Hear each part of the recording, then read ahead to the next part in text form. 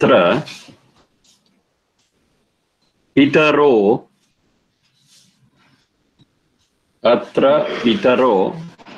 Madayadhvam. Atra Pitaro Madayadhvam. Madayadhvam. Atra Pitaro Madayadhvam.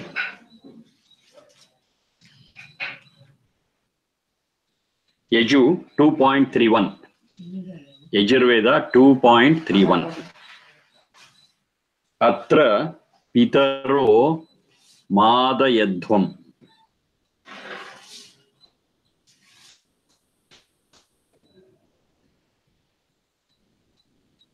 Pitaraha Parakshane Madayadhvam Madi Harshe.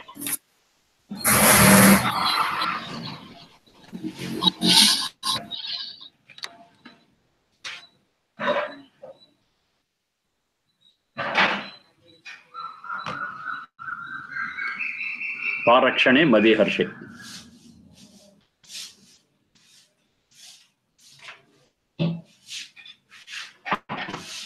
Here, Pitaraha is one word which is subject to a lot of misunderstanding and misinterpretation. Pitaraha, generally they understand it as, of course, with the Puranic background I'm telling, they understand it as the departed elders, the elders who are dead, they are called as Pitru, Pitaraha, and appeasing them is called as Pitri Yajna. This is how they interpret and do so many things. And thanks to that Garuda Purana, what we have got, there are a lot of things are said. But here it's very clear that Atra makes everything clear. Atra means here. It's not the people who are dead. It is those who are living very much with us. Atra Pitaraha Madayadhvam. So Atra makes everything clear and clarifies. Now this is very scientific because the departed souls, once they are without the Sharira Indriya Manas, we cannot communicate with them, they cannot communicate with us, and they lose all the relationships. So that is unscientific and irrational. So such a communication after their death is unscientific, illogical. So any relationship with our elders, with our Pitaraha is here when they are alive, not otherwise. So that makes it clear. Atra Pitaraha Madayadhvam. So let they be happy, let they be satisfied, let they be contented, let they enjoy. Madayadhvam, Madi Harshe is the root. Now when you speak of our relationship with our elders, there are two facets for it, which you have to understand very clearly. Now, all this is not in this mantra, as usual. Keeping in mind the different mantras and other things, I'm explaining. Okay. Our relationship with our elders is for two things. One is service. Another one is obedience. There's a clear distinction between the two. One is service, another one is obedience.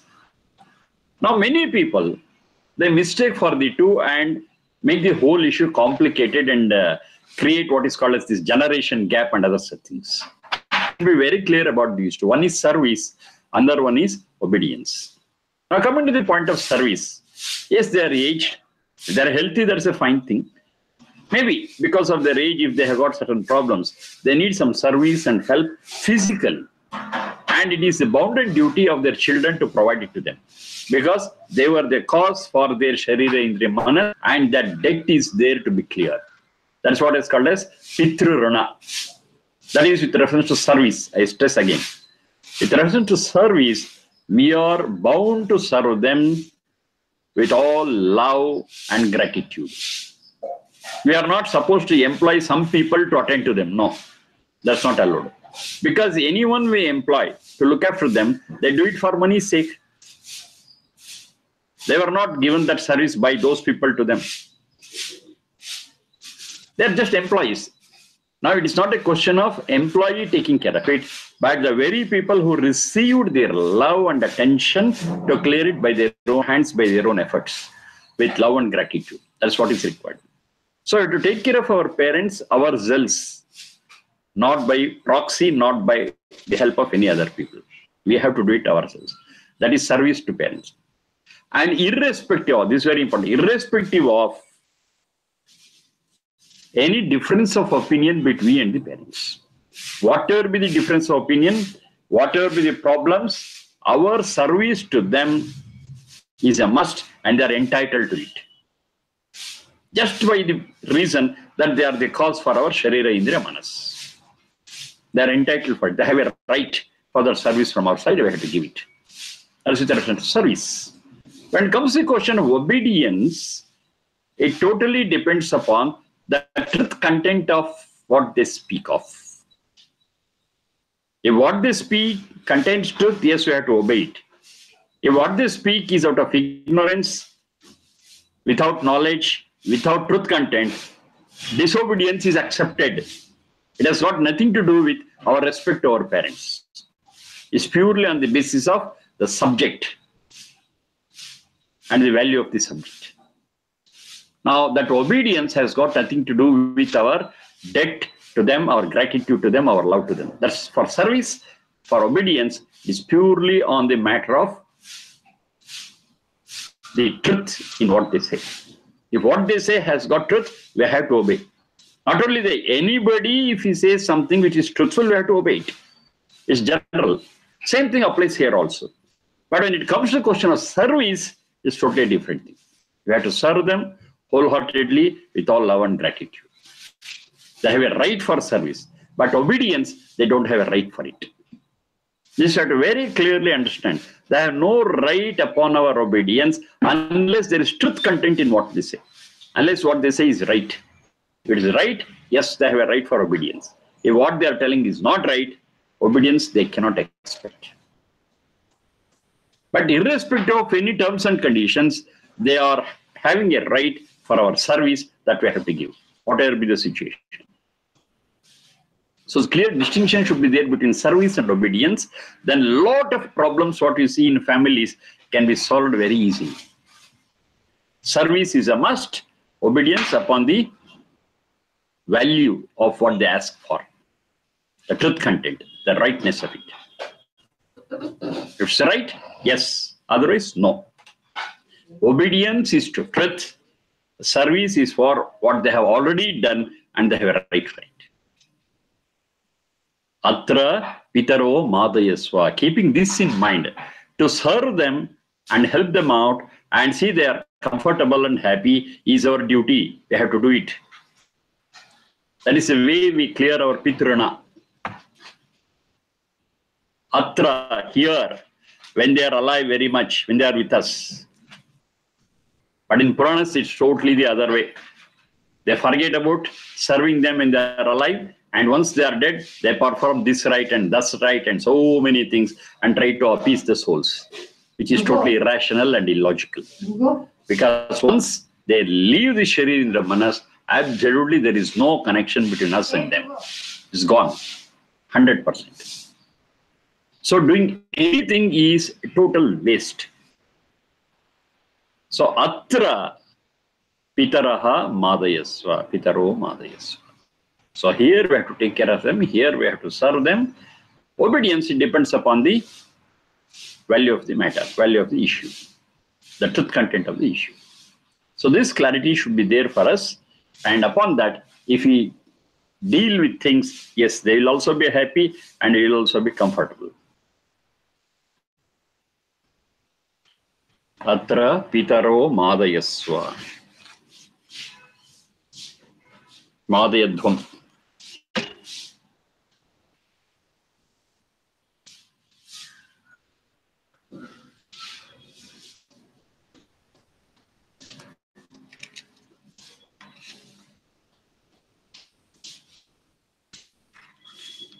Next one.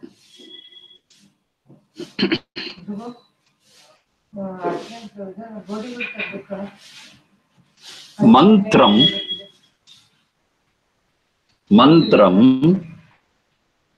Oche magnaye. Mantram Oche magnaye. Vakara. So vowel. Oche magnaye. Mantram Oche magnaye.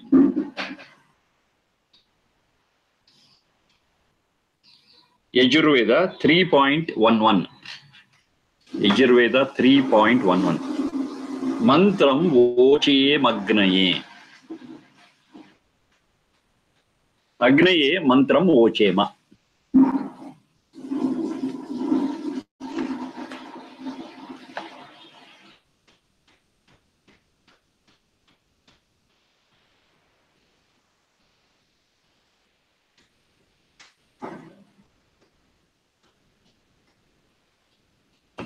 Mantra Manignane Mananat Trayata iti mantra. Mananat means to again and again think over it, to again and again ponder over it, to recapture it again and again. Mananat. Again and again we do it. And by doing so, you'll be protected. Such a thing is mantra. Many thoughts come to us. Not all thoughts are welfare giving. Not all thoughts give us good. Only those thoughts which are positive.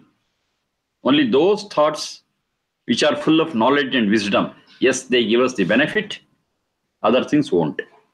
So those which give those thoughts and words, they are called as mantra.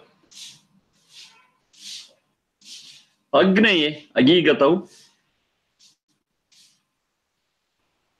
Agigatau is the root.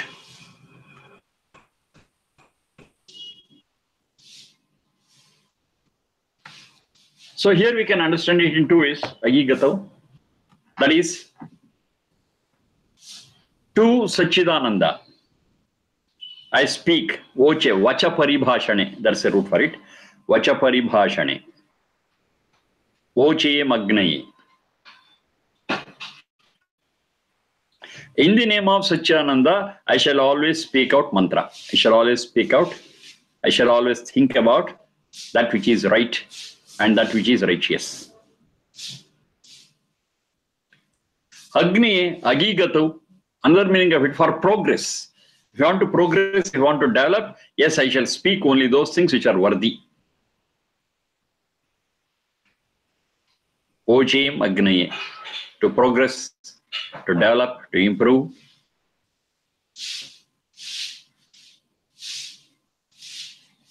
Vacha paribhashane. What we talk is very important, because the talk is supported by our thoughts. If your talks have to be fine, yes, what we think also has to be fine. And whatever we talk will be translated into action. If you talk right, the actions also will be right. There's a link to this talk. In the background, there is the thought, and in the foreground, we got the action. So both are bound by this vacha. That is our talk. So let our talk be repeatedly be mantra.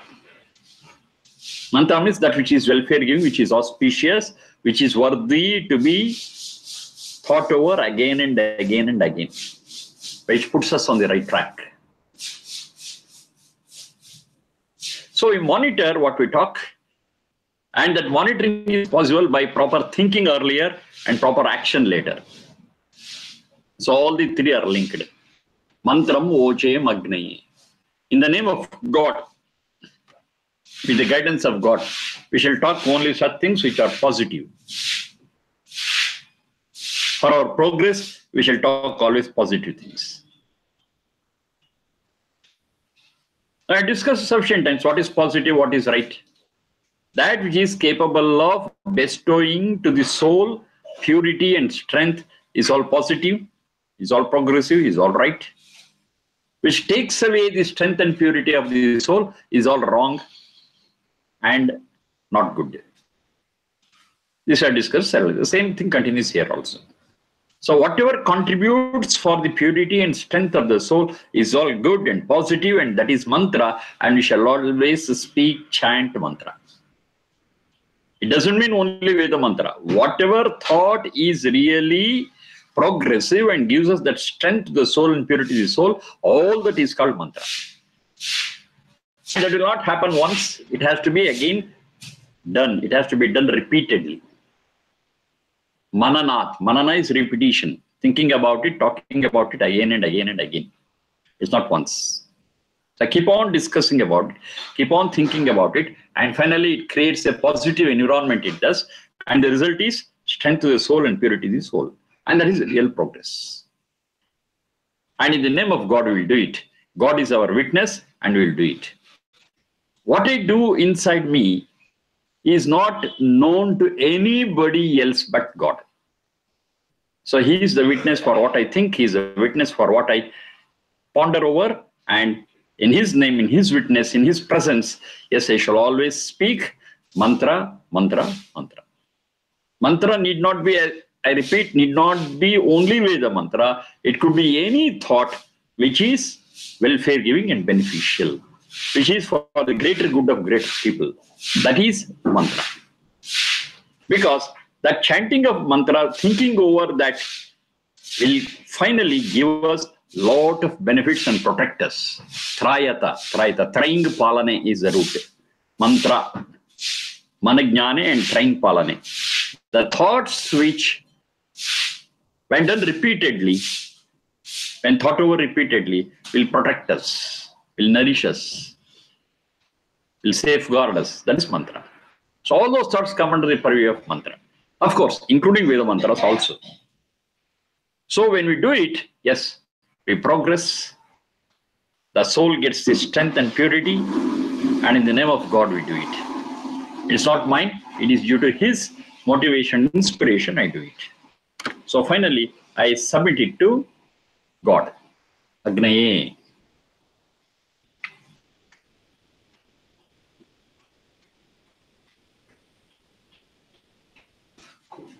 No Vardhaya Raim. No Vardhaya Raim. Yajurveda 3.14. No Vardhaya Raim.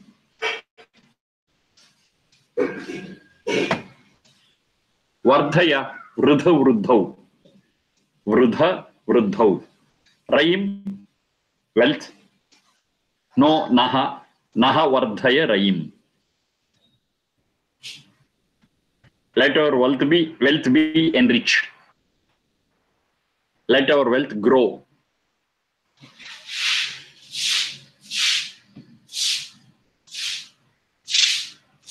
This also in a way a repetition. We have discussed about it. Many people are under the misconception that Vedas always teach renunciation. Leave this whole life is temporary, forget about it, go to Himalayas, go to somewhere, do that, do this. No. Vedas teaches how to lead life perfectly well here. It doesn't speak about renunciation. It wants us to be here in this world. Ma chitta small lokat. This I have discussed. Ma chitta small. Don't sever yourself. Don't cut yourself from this real life. You are part of it. Running away from this real life is escapism, and that will not take you anywhere. You are lost. If you want to achieve anything, if you want to do anything, it is here now, without any escapism. Yes, problems will be there. Face it. There will be different tasks to discharge. Do it well as possible. And that makes you strong spiritually. That makes you pure spiritually. Running away will not help you. So renunciation, running away from the present condition, is never advocated by Vedas anywhere, anytime. And to stay here and to do our duties and discharge our responsibilities, we need definitely wealth. We need definitely wealth. So it's not against wealth. It is very much for wealth. But the whole difference is, how do you get wealth? The means of getting wealth is very important. It's not just getting wealth, but get the wealth in the right means. That's what Vedas stress upon. They are for wealth. It wants us to gain wealth. It wants us to be wealthy. It wants us to be healthy. It wants us to be prosperous. everything is fine. But how do you achieve it? That's very important. Achieving it the right way is what Vedas prescribe. You become wealthy, but in the right way, not by hook or crook.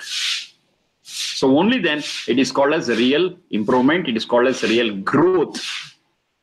If you get your wealth in the wrong way, yes, quantitatively the wealth grows, but spiritually you lose many things. That is not growth. Growth has to be both practical and spiritual. Both will happen only when we earn our wealth in the right way and in the honest way.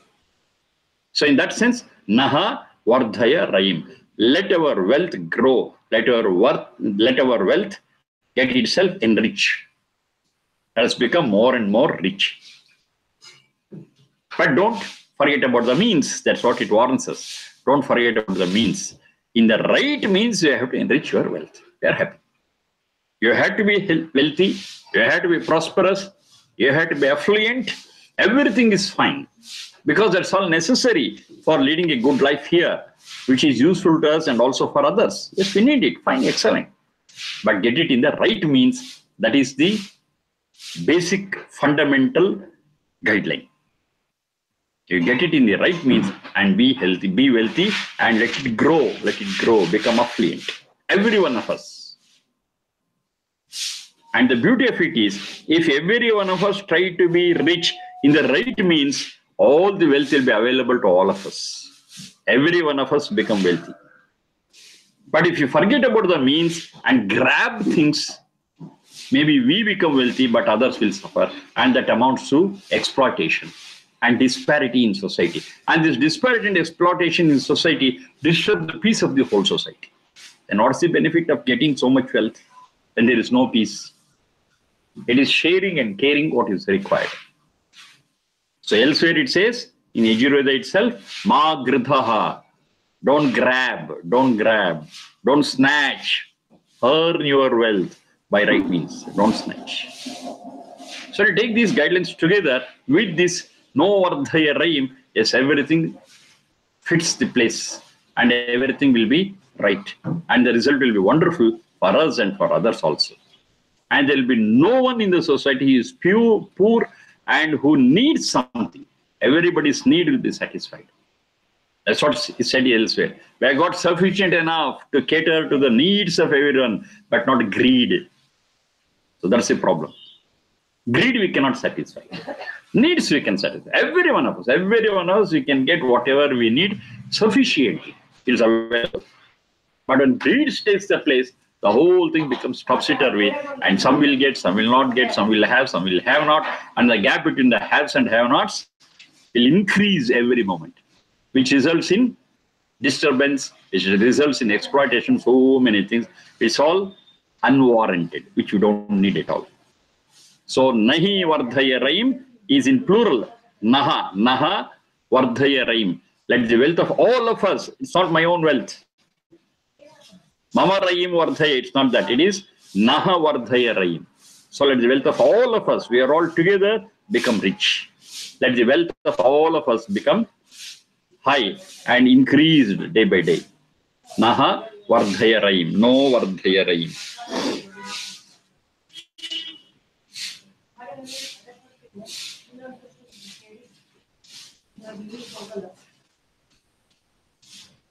Tanupa Agnesi. Tanupa Agnesi. Agne S mark C. Agnihi Asi Agnesi.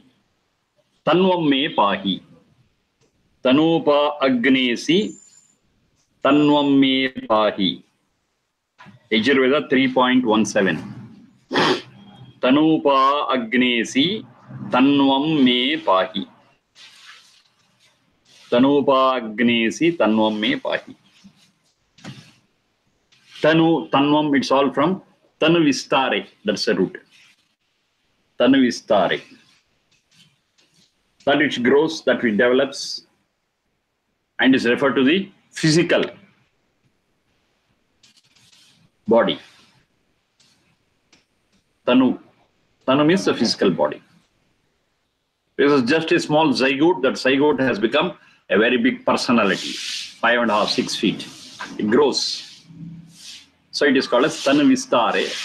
Tanu is generally understood as the physical body. Tanu Parakshane.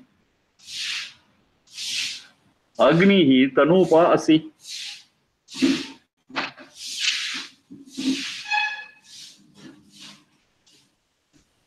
So the Agnihi can be understood as the fire within us. The fire is there in us when you are alive.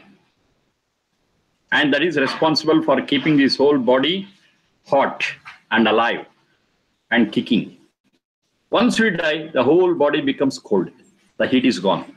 So you can understand Agni as the physical temperature, the heat, which is responsible for our living, which has to be there in every cell of us.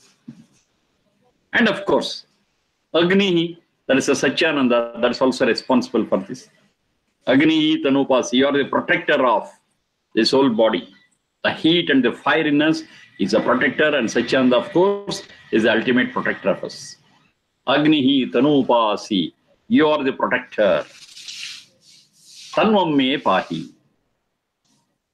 May let my Sharira be protected. Protect the Sharira. Indriya Manas, of course.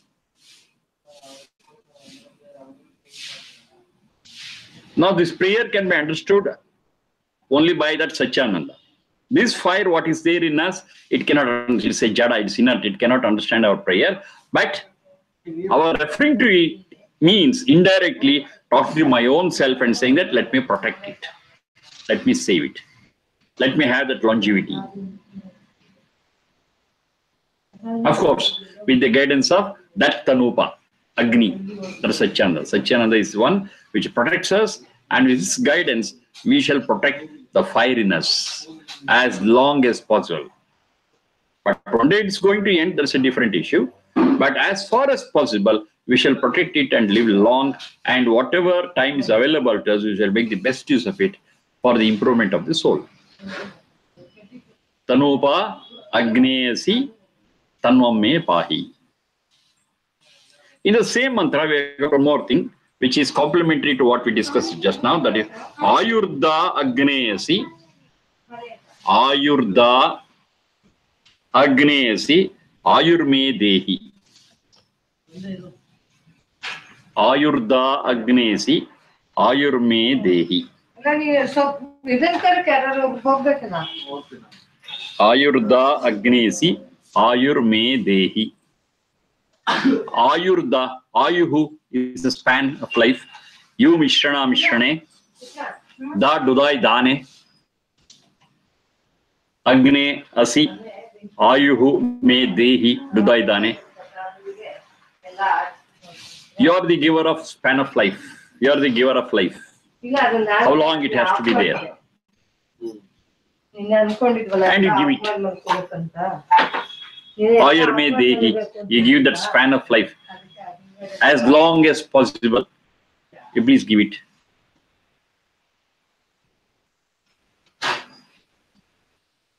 Now this is a wonderful prayer as for longevity, as for more and more, a larger span of life. It's excellent.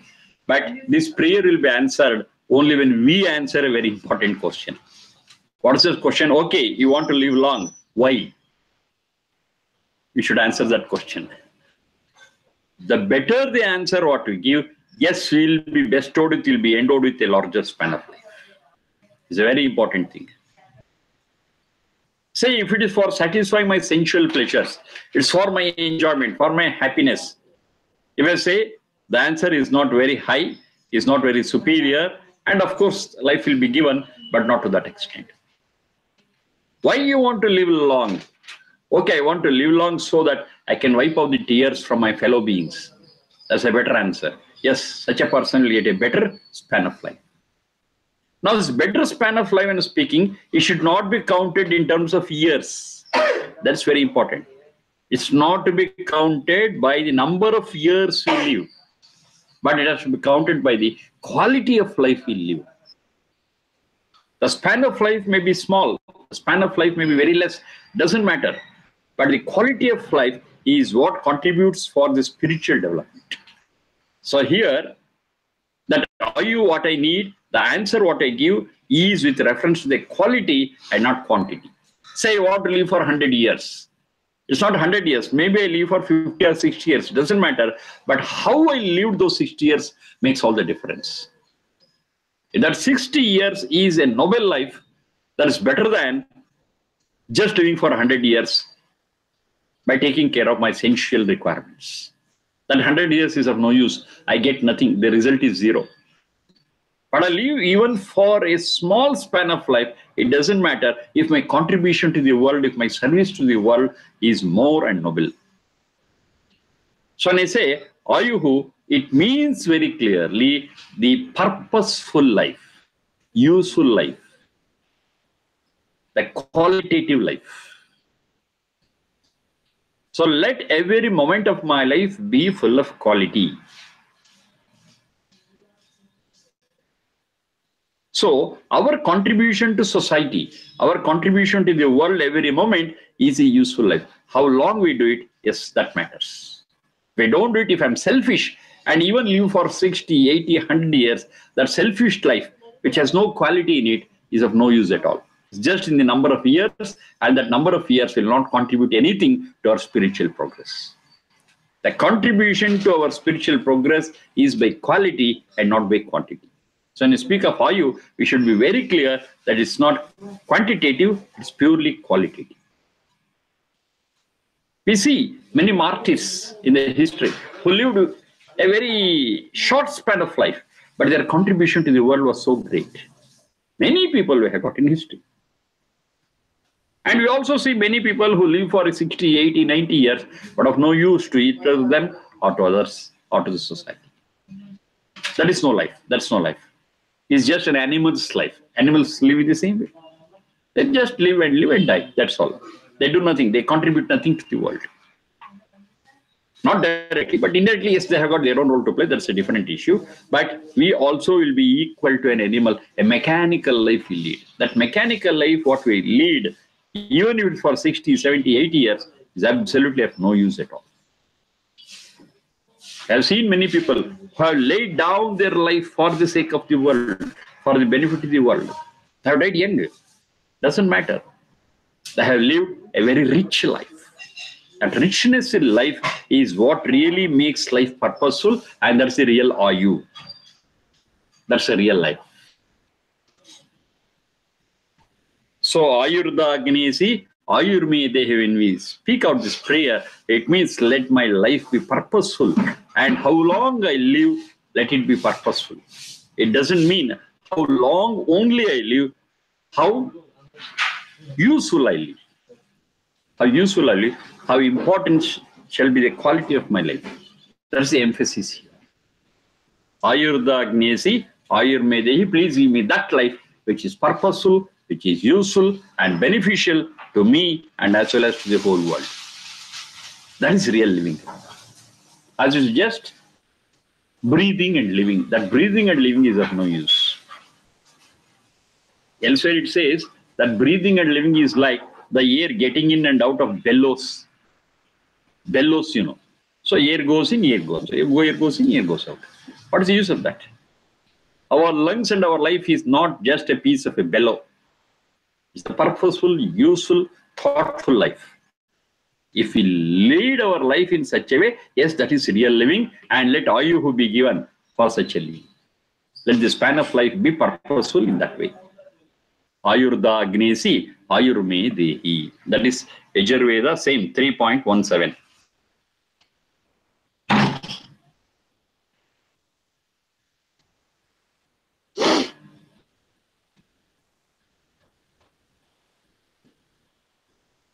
Agne Supayano Bhava. Agne Supayano Bhava. Yajurveda 3.24.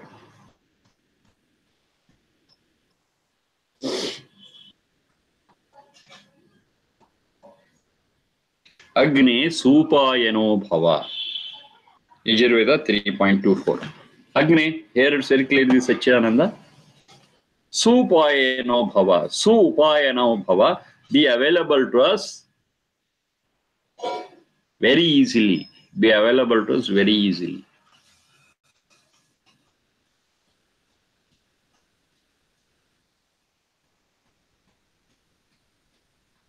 It's very difficult to communicate with God.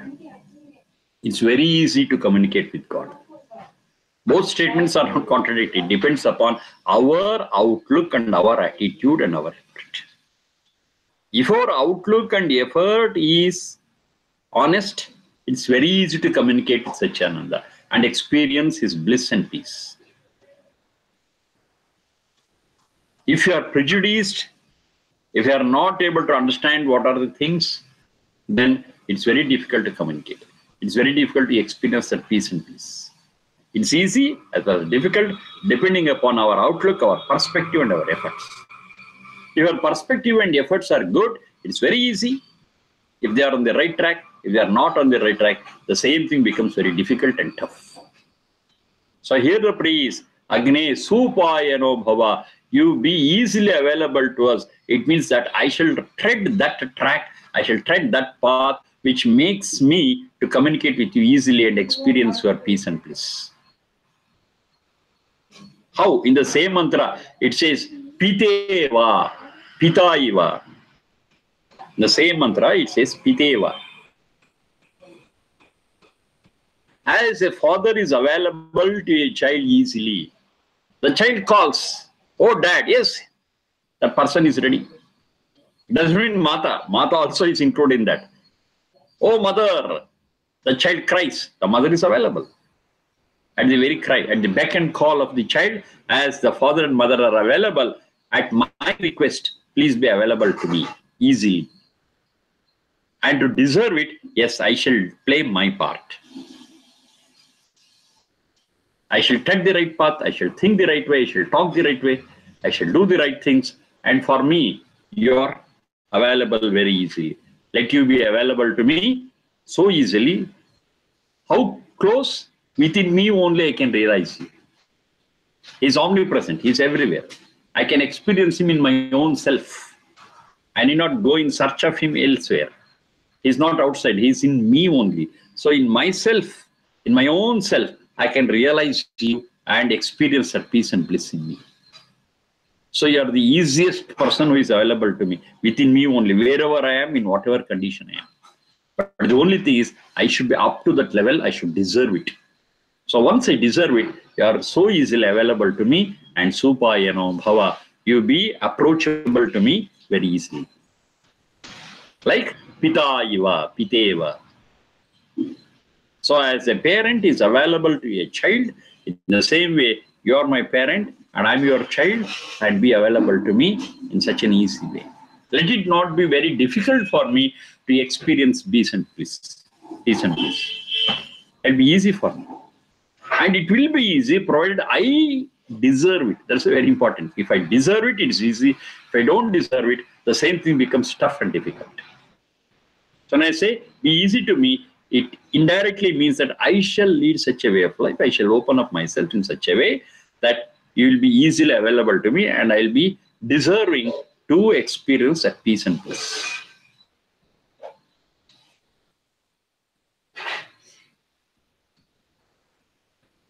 Then the same mantra, it continues, Sachaswa, Sachaswa, Naha Swastaye, Sachaswa, Naha Swastaye. You please, Sachaswa, unite us with our Swastaye, that's with our welfare and benefits. You unite us with our benefits, with our welfare. That means let welfare be given to us. Supayano bhava, you become easily available, easily can be experienced. And finally, you please unite us, combine us with our welfare and peace. Sachaswa is to unite, to combine. Naha swaste, for our welfare, for our well-being, let us be united with that. All those which is welfare giving and peace giving and bliss giving, yes, let us be united with that. Same Yajurveda 3.24.